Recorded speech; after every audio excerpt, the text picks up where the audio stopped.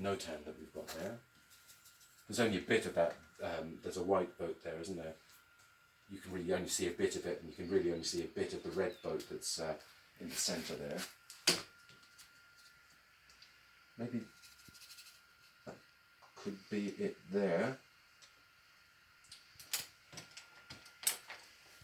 I think maybe this could be brought across a little bit. No, actually it's not too bad. Not too bad. Alright, I'm going to start out with shadows, as usual. I'm going to mix up for the shadows, a cool kind of bluish thing. It's quite dark where you see it there, but I'm just going to make it sort of generally kind of bluish. Okay, so let's get some ultramarine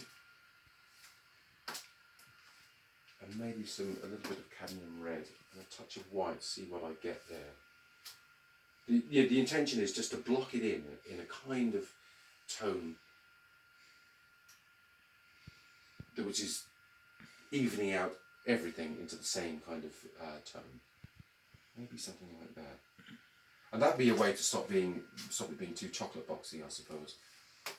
I'll get down into details. So this is all the shadowed area. And remember, the shadows are like the bones of a painting. They kind of, everything else is kind of